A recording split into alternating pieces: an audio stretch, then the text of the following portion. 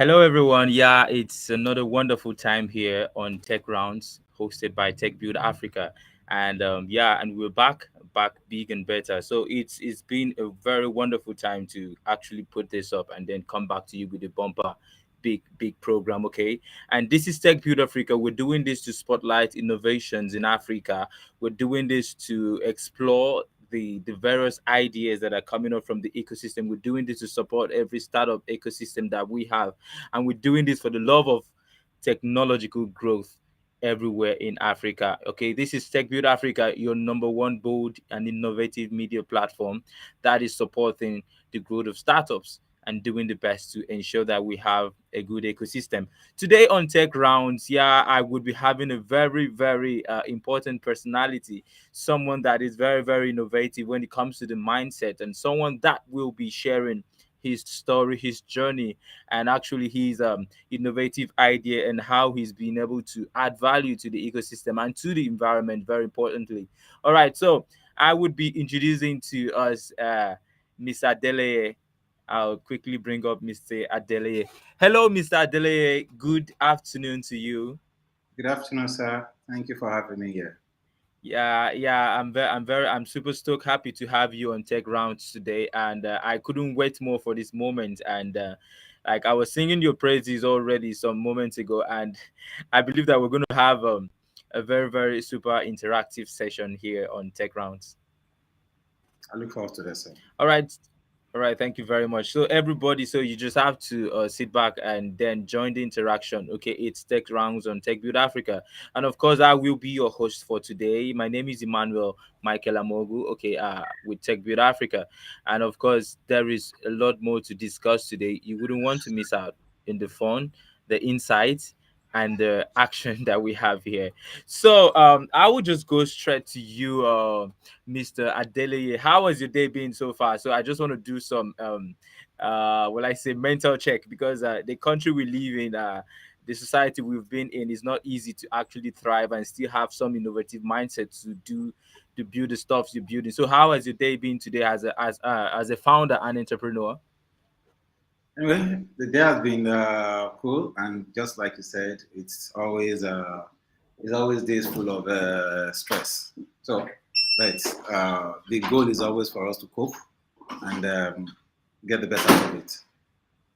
All right, thank you very much. Thank you very much. So I mean, we're just gonna head up to discuss what we have today. So let's get on. So first of all is about knowing who Mr. Adeleye really is. Okay, so at this point, I would say let's get to know you. Who is Adeleye and what does he do? Um, I don't know how to introduce myself, but I'm just the same Ombo Adeleye ODEBUNMI, and I am opportunity to manage Pakam as a startup business here in Lagos, and maybe should I also say by discipline, I'm a sociologist, and then I started my career as a protection officer, and had almost 8 years experience doing that, and I then also pivoted into waste management as it is. Yeah. Yeah, that's quite interesting. That's great to hear. And at least we've had an intro of you. At least we have insight to who you are and what you're doing. Okay, so you are the founder of Pakam Tech Limited. So at this point, so what inspired you into owning a clean tech startup? And what are the problems that you're trying to solve? So I know that before one engages into something would have you would have had some kind of inspiration. I would like call it a dream, or I'm not sure it's a big back thing, but something would have inspired you to actually want to say, okay, yeah, Pakam. Then the name is very unique. The name is very unique. I must tell you that. So the first time I came across it, I was like, wow, Pakam. So I mean, it links to the what would I call it? The ecosystem itself, the African name, Pakam, Mhm. and then you coined that into a wonderful name. So I don't know. So you might want to tell us more about Pakam and the dream behind Pakam. Thank you. Just like you rightly said, it's a combination of inspiration and, of course, problem solving. And like I told you earlier, I think uh, one of the thing I enjoy doing most is solving problems. And of course, because we are now also in technological area, I feel that it is necessary that if we want to solve problems, we should be able to, tapping into the technology advantage to be able Yeah. to get it across board. So, um, as such, I think Pakam started just like you rightly said, it was inspiration. And but again, I looked at our environment and I felt the way we're going, our next generation may not have earth to stay, and because the more our population is growing, the more our consumption rate is also growing, but the Yeah. infrastructure to collect what we generate as waste is gradually reducing. So hence, waste is gradually also consuming us. This is not just peculiar to Nigeria. This is a third world phenomenon, and you will not be shocked that even in the developed countries, it is also a huge challenge. In fact, it's one of the biggest contributors to climate change. So uh, France is having challenge now, and you can see waste is one of those things that is coming to the fore to see how dirty France looks like. If you go to Baltimore in US, it's an eyesore. If you go to California, what this place called? I think I just mixed out the district. It's also an eyesore. So you'll be asking yourself, where are we going to? So it's not just a Nigerian problem, it's actually a global Okay. problem. And it also needs a global solution. And so we thought of how can we do that? And we came up with Pakam. And Pakam, as the name also suggested, is an African name, like a pidgin English of packets. So we're like, okay. Yeah. We came when we're like, oh, which name should we give it to it? And it just flow in inspiration and inspirationally, and we tagged it Pakam to sit that African uniqueness.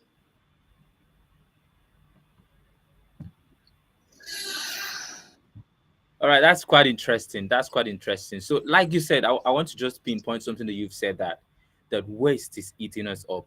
There is a video I saw. I saw a clip. Okay, the camera just panned to the riverside, and if you could see the amount of waste, I mean, it was a horrible sight. Okay, so in as much as we continue to use plastics and the likes of the stuff that do not really get decomposed immediately, I think it's also part of our responsibility to take care of mother nature. Okay, we need a healthy environment to live in. Okay, and yeah, and that has brought forth the need of the rise of clean technologies, clean tech startups. Okay, and yours, which is very, very much significant to this drive.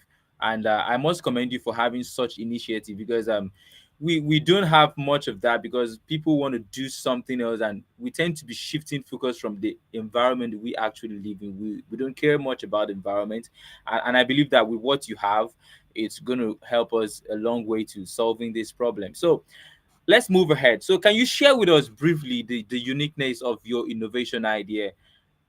I know that there aren't much of your kind. Okay, so how unique is Pakam from the few clean tech startups that exist in the ecosystem? All right, so I think one of our uniqueness is that first, Pakam is the first and only global clean tech solution that is able to. Sorry, 1 minute. 1 minute. Okay. Okay, so Pakam is the only. Can you hear me now? Yeah, I can hear you. Go ahead. I can hear you loud and clear. So, like I said, Pakam is the only clean tech global solution that that first understand the huge challenge that we're facing in terms of waste, Okay. and try to solving it by bringing the critical stakeholders together under one platform. So you see Pakam bringing the people who generates the waste, the people who uh, who collects the waste, that's for the businesses, and the operators, that's the regulatory agency that Yeah. regulates the ecosystem. So that alone is a technology that cuts across board that supports the entire ecosystem stakeholders and operators. Also, apart from the uniqueness, is also the first that we have seen that is able to integrate fintech, that is able to integrate edutech, that is able to integrate USSD, that is able to integrate insurtech and many more into its technology. And as such, it's not leaving anybody behind. Yeah, it's actually carrying everybody along. Also, I think it's also the first of that is secularity based, wherein people can earn for generating waste. People can also pay for generating waste. So secularity based, wherein so that is why we have what we call pay as you waste and earn as you waste. I Thank you. think I like the word you just mentioned now. I like that concept, pay as you waste. So can you throw more light to that? Pay as you waste. Pay as you So you waste. mentioned, yeah, okay, yeah. Yeah, please go ahead. So I was like, I really love, I found it very interesting and captivating, the that concept you mentioned right now, pay as you waste. I know in blockchain we have sleep and earn, we have play and earn, play to earn, sleep to earn, work to earn, and the likes of it. So I want to know the concept around pay as you waste. Okay. So generally, the way our waste management has always been is such that you generate waste, and the operators comes to collect your waste. At the end of the month, you pay, right? And it has also been that at times, if the operators don't come, you will still have to pay. So then that is where the service disconnect is coming to play. So people want to get value for their money. People want to ensure that, oh, you know what, I'm actually paying for this service because it's being collected in real time. So because there's that service failure, is why we introduce pay as you waste, which we have not yet we've completed, but we're yet to deploy.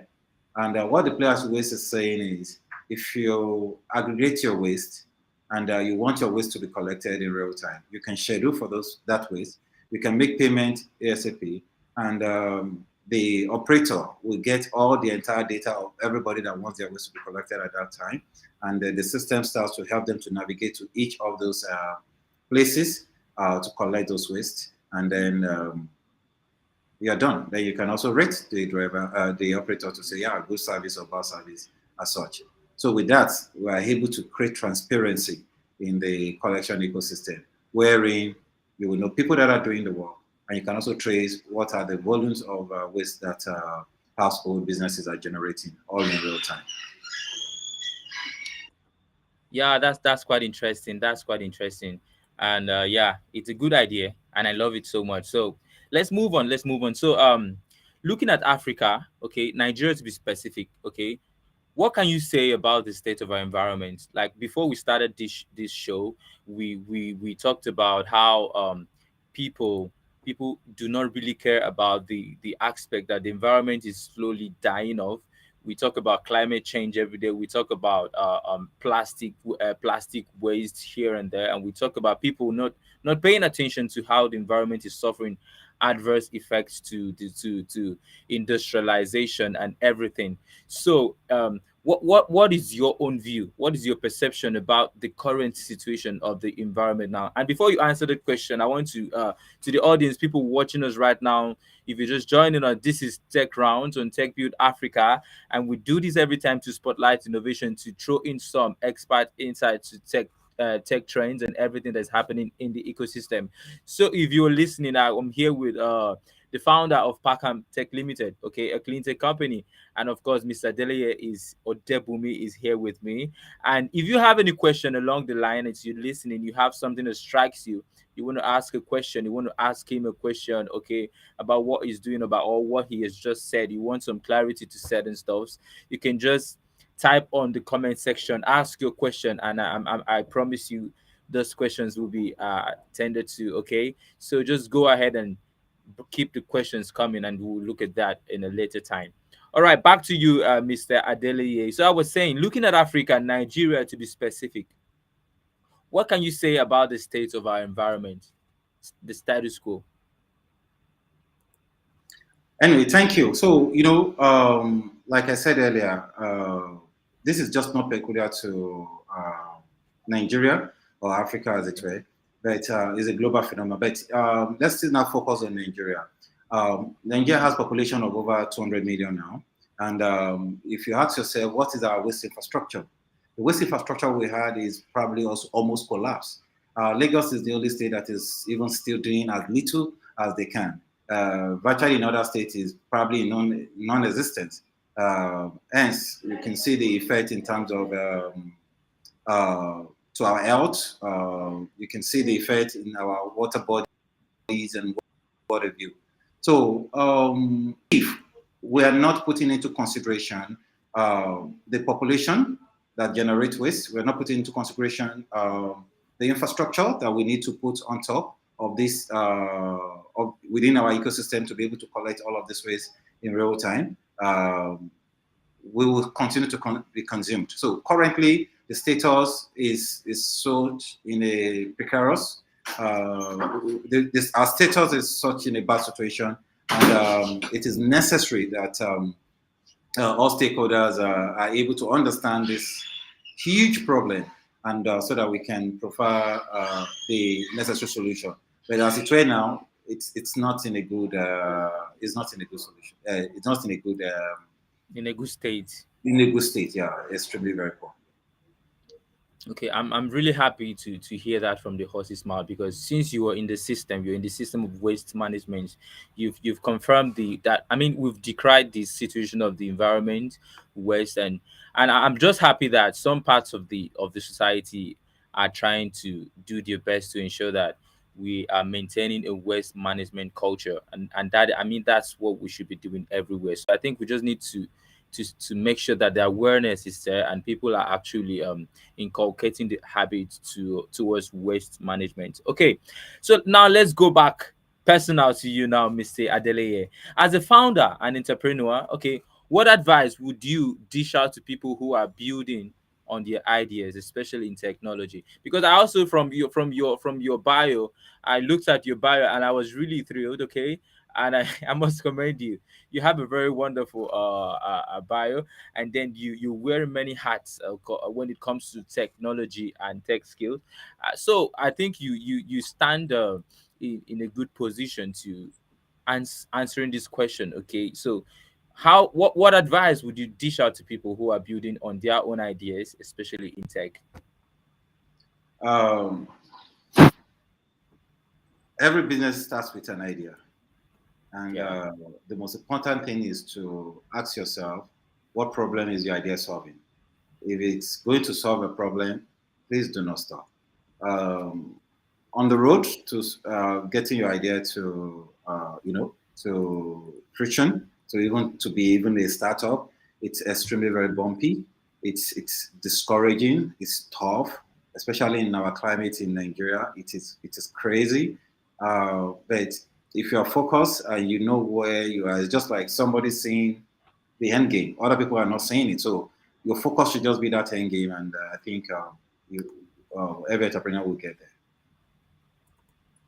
Yeah, the focus should be on the end game, and every entrepreneur will always get there. But the road to getting there is always very, very challenging, filled with uncertainties, filled with the fear of the unknown, if you're going to succeed or not. I mean, if you sit down with an entrepreneur and begin to share this kind of stories, you see that those kind of fears are always there.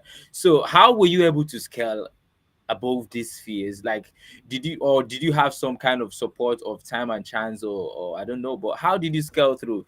Because it's not quite easy. And also bringing to the fact that okay, I'll get to that point, so just go on with this.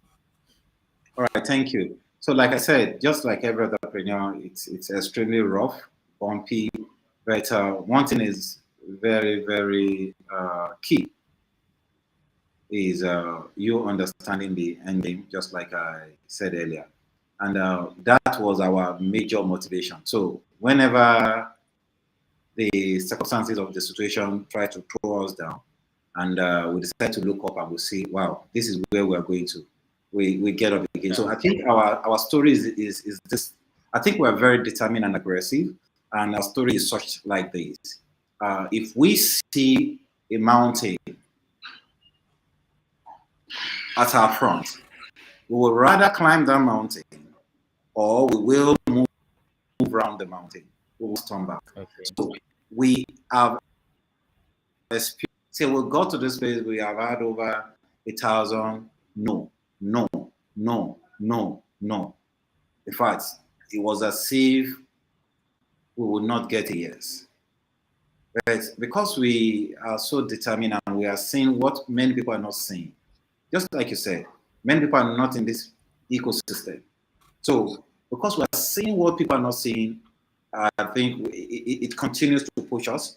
And I think is that spirit that I think entrepreneurs should have. If you are, and also while doing that, also learning and train yourself to be able to accept what you're learning is extremely very key. And that is how we just be able to push to this level. All right. Thank you very much. Now, I made my own research. Okay, I found out that we don't have a lot of startups. We don't have a lot of people actually going into the field of clean tech. We don't have a lot of people building ideas around clean tech and sustainability tech and startups. So I want to hear from you now. What are there opportunities in clean tech? What are the opportunities that exist? And is the sky wide enough for many birds to fly? Okay, it's very easy for people now. If you look at the startup ecosystem, especially in Africa, you see a whole lot of fintech startups coming up even today, tomorrow, and next. You see a whole lot of fintech startups. So I begin to wonder, why is it that these people, we don't have much of the clean tech startups in the ecosystem? Are there really opportunities there? I think the biggest thing that will happen to the industry, to any economy, will be the clean tech, and I will tell you why. Today we have various lot of businesses that are coming up with fintech. What will happen in clean tech will be bigger than in fintech. You can be rest assured. And I will tell you this: in as much human being continues to generate waste, there is nothing that will be bigger as that. So, in as much we're human being and we're alive, we generate it. Even a dead human being is also waste. So, at that time, there is always a consistent cycle wherein we generate waste. We generate waste from our oil, from our car, we generate waste from what we consume, we generate waste from our waste. Everything is waste. So, and there are two things around this waste thing too. Chunk of the waste we generate are actually resources. It is needed to build circular economy. So, hence, we have energy waste. So, if all these things are there, it will grow. But you also realize that one thing is that we must get is, before fintech came into the global economy, everybody was just doing the normal banking thing and all of those things, right? And Yeah. it's the same way I'm seeing clean tech today. It's a huge problem, but we've not been able to devise how do we solve it. And how do we, so it's not just solving the problem, it's also to solve a problem that is also profitable. Because the goal at the end is also profitability after solving the problem. So we have not really looked at it at the nitty gritty of how do we solve it. So that is why globally you will see we have seen just little players in it. But when people start to record success, then you will see a lot of big cash coming. Just no problem. Where's the money? How do we get it? But I tell you this. And then people like you would have made the whole of it after solving a lot of problems. Yeah. Okay. So that is our goal. So you will realize that, and I keep saying this, environment will be the biggest contributor to economic growth in any nation, maybe in 10 years' time. And chunkly come from waste.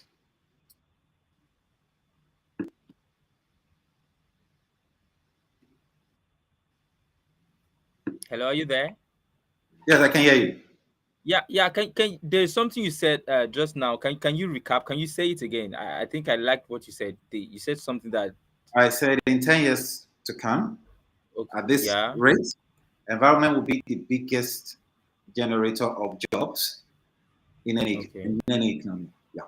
And wow. if we are able to annex the potential within the waste alone itself, do you know how many waste pickers that we have in just Lagos State?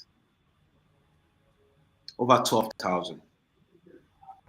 Informal sector. Um, do you know how many jobs that can also be created? Haven't integrate these people into the ecosystem. So it is a whole lot. Like I said, except human being will not generate waste again, this will create the biggest potential for any economic growth of any nation. That's actually very interesting. So if you're listening now, I think you might really want to consider this, okay, in the next 10 years time. And yes, you're actually speaking facts here, because human beings would continue to generate more waste, and the more we're going, it's going to be more waste generated. And of course, we'll be looking for waste management strategies. And of course, it seems like the work is not for the government alone, because they seem not to be able to do it alone. So I mean, there's a lot of opportunities for people to come in, because the more problems you solve, the more value you're putting into the society, the more value, the more money you're getting back to your idea. All right, thank you very much, Mr. Adeleye. Let's move down the big quick. Okay, so you've mentioned the forecast to that industry in the next 5 to 10 years, and of course we are here to see that happen. So how do you plan? How did you feel? Okay, let's say just I think that was January, if my memory serves me right. Okay, your startup raised a pre-seed funding earlier this year, and I want to know if it has served the need, how it has helped to boost your project in any way, and how did you feel about it? Of course, for every entrepreneur, you will feel cool. It's Of not course. easy bootstrapping, and again, I must say that it has really helped us a lot because first, it has helped us to build resilience around our technology. It has helped us to Okay. improve our technology. Right after that, in February, ending of February, we launched our version 2.0, which comes in with a lot of ecosystem integration, fintech, edutech, uh, insurtech, and we have also introduced the USSD currently at the testing phase. So I think that has been able to help us to solidify the technology itself. And now what is left for us is to now capitalize on the environment proper to be able to give people the best in terms of uh, the ability to earn for generating waste. Yeah. Yeah, that's quite interesting. I mean, for every startup, raising fund is always something to look up to, and that means for you to have raised fund, that means you have a real life problem you're creating solutions for. And that's what I keep telling a lot of the some of the founders I speak to. I'm like, okay, I mean, you need to really have build your product around real life use cases, so that it really resonates with the people and what people are actually going through in their daily life. So that's good to know. So before we go to the last phase of this interactive session, we have some questions. Like I said, people, I was expecting questions from people, okay, who are watching in, and we have a question here from Cynthia Nwanonyui. Okay, yeah, Cynthia says, "Hi, I want to know if your plan also include people in the rural area. We know it's very easy for people in the urban area to fit your plan. So, Mr. Adeleye, do you want to take on that?" Like I said earlier, so two things with the. So I don't know how I'm going to quantify the rural area, but I think I will take the question from the angle that people who are using smartphones and people who are not using Yeah. smartphones. But if we also look at the statistics of people who are not using smartphones, particularly in Lagos, you will see that it's very reduced. Nigerian, I think, we're the sixth internet users in the world, which also correspond with the ITC tools, penetration. So as such, Lagos State had chunk of those numbers, and but our technology is not leaving anybody behind. So as such, we are trying to also ensure that people that are not yet on smartphones, even though we're building in the past, they are able to use USSD, and they will still get the same features for those people that are using smartphones. And they can also still use the USSD to make sense of their way. So if you're in rural area, of course, your area will not generate plastics and all of those things. They call rural. So that's why I'm kind of confused about that question. Rural area are very, I think they will use more of less of these things that The raps. waste, Yeah. the leaves and the whatsoever. Yeah. So those ones will what's called degenerate when it's wasted. So Yeah. is that, but for people, let's take it that a question is for people that are not on smartphones. And again, I will also tell you this, even in rural area, and that's also a misconception. So I used to be a farmer, and while I was doing that, I interact with a lot of rural people. I was also in the rural area, but I was shocked to know that majority of them are actually tech savvy, because they operate all of this Wow. paga. They operate because they want to sell their product, and they've introduced them that you need to use fintech. Fintech is very more popular in the rural area. So contrary to, so people just feel that, oh, the rural people, no, they are not. They are actually doing well in terms of. Actually, with the recent cash scarcity or crisis that we had, the issues we had, the shenanigans with money, I think you could see that the fintechs really came to life, and Yes, I was shocked when you could see old women in the market in the rural places like having all these fintech products on their phones, exactly. and that's to show you that in fact it's not been so useless having a lot of fintechs around, and it's been helpful to a certain level. Yeah, so just like you said, the issue with waste management is very, very more cumbersome in the urban areas, but that's not to say that we wouldn't be solving waste issues in the rural areas. Okay, I think that's that with that. Thank you very much, Cynthia. I believe that would do justice to your question. So we have another one here from Ayud Maina. I don't know if I called the name well. So he says technology has been used to speed up and solve problems in developing nations. What is your take on this? It did not really specify the angle of I security, think the he actually technology. answered the question himself. So, and that is how we can see technology. We can always see technology from two angles: as a disruptor or also as an enabler. So, but if we Okay. want to enable our ecosystem, technology is extremely very important. We can't get it another way around. Yeah, actually, yeah, true. So, all right. So, let's move on to the last segment of this show. Before we call it a day, and now, Mr. Adeleye, I don't know if you are introverted or extroverted, but we're about to put you on the spotlight. Are you ready? All right. All right. Okay. So let's just get up to this. It's just going to be some strings of fun questions. Okay. So we'll start with number one. So, what's your favorite sport? Your favorite sport? Favorite sports? I don't. Honestly, let me just be candid with you. I is from my home to my office, home to office. Maybe on Sunday to Wow. I don't socialize. I don't do all this. Wow. You are deep into your startup. Yes. No, So even before then, I'd, al- I'd always been on my own. Yeah. wow. Okay, so you don't have a favorite sport, but you see football or any like basketball. I just needed to mention one at least that I you only, like. if I'm extremely free, I only watch Premiership. Okay, okay, Extremely okay. free. No problem. All right, so on to the next one then. Traditional or continental dishes? Are you the Africa? Are you the core African man, or you like continent, or you like the foreign dishes? I'm not a foodie, so I don't like either of the two. But I think I'm more of a snack, so I don't know if, if that's continental.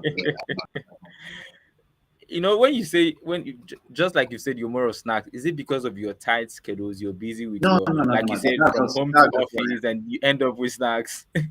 no. At times I will Okay. even forget I've not eaten in a day. Wow.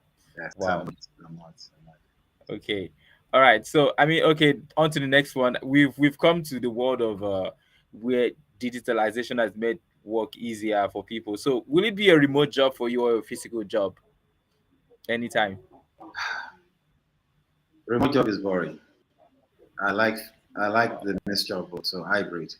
Okay. Yeah, remote is extremely very boring. Okay. All right. All I right. All used right. to think the future will go remote, but it's not going to work.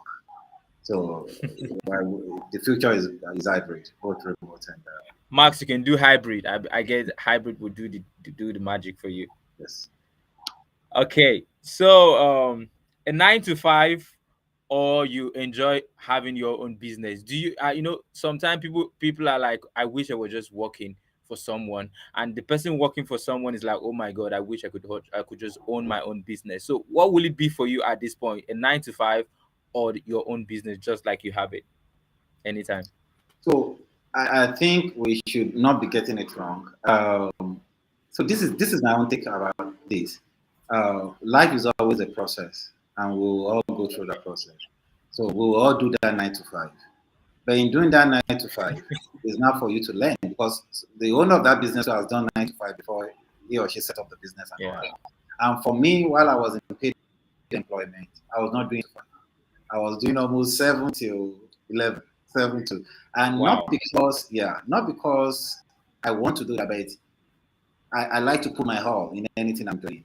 And I'm also certain that when I become my own boss, uh, my own colleagues will also be able to put that. And that's how we have always been working. So most times it's not about if the work is there for you to do, just do it. If the work is not there for you to do, then you can relax. That's cool. I think I like that idea. So it's just like saying trust the process in summarily. All right. Thank you very much. All right, on to the next one. You've told me you don't have a favorite sport and you don't have a favorite food. I don't know if you're gonna have a favorite genre of music. So I have here reggae, hip hop, pop, blues, and classical. So which would be your favorite in all of this? I'm a lover of classic music, and Okay. I think I love part of reggae because I like the connect I get when I listen to Bob Marley. I love his listening very well. The his message is always it's in the core Yeah. when I listen to him. So, but I'm All a right. People would say reggae is highly spiritual. I yes, don't very know how that works. yeah, yeah. It is. Okay. All right. All right. So, are you a one man squad or a team player? You, you know, the question is I don't know how I'm going to answer it, but let me see to you. So when I was in paid employment, because I was working in a place that was kind of very toxic. Everybody are just looking for how to put the other person down and all that. So Yeah. I learned how to be a loner, and I still achieve results. I mean, great results. Um, Okay. I think in my journey as an entrepreneur, I've also seen it that you can do it all alone, but I've learned to also, uh, open my hands to embrace and to also be embraced. But I'm not also always shying away from also getting it done alone if the embrace are not coming. Okay. So that's to say, in as much as you love to work with the team, sometimes you move faster with your own pace. Yes, Can that be it? yes, Okay. Okay. Thank you very much. I think I get the vibe there. All right. So, are you media famous or low key? Loki, Loki. Low key. Okay. Then the last but not the least, would you go on a suit or Ankara? Ankara forever. Ah, you're that African man.